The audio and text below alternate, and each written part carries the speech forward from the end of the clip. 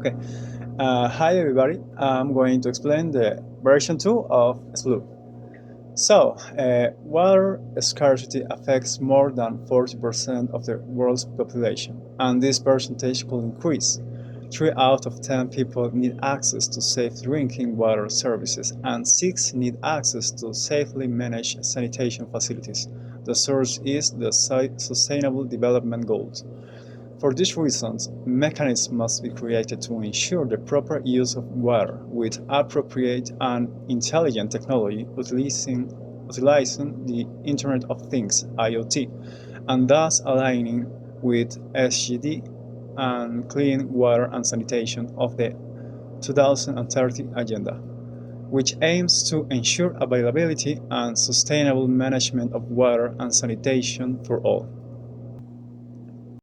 SFlu version 2 is a water flow monitoring device developed with Internet of Things and artificial intelligence technology.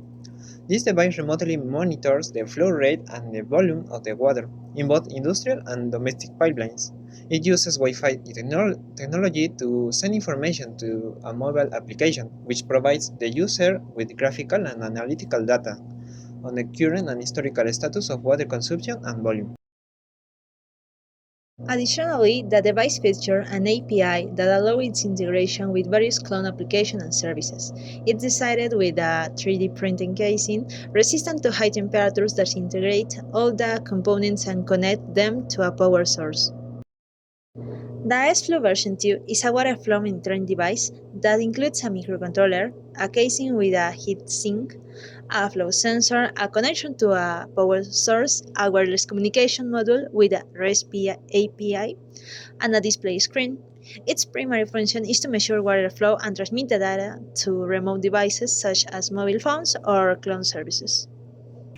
The Sflu version 2 device connects to cloud services via the Internet, allowing data to be viewed through a mobile phone with an Internet connection as an intermediary between the device and the application.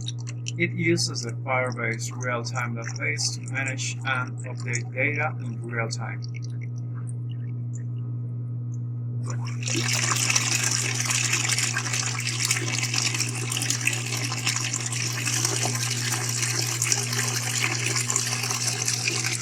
Amazon Web Services are used for long-term storage and authentication services, enabling the storage of large amounts of data.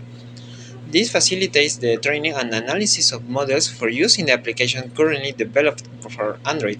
Additionally, services such as SNS can be integrated, allowing user interaction through notifications in case of irregular water consumption patterns.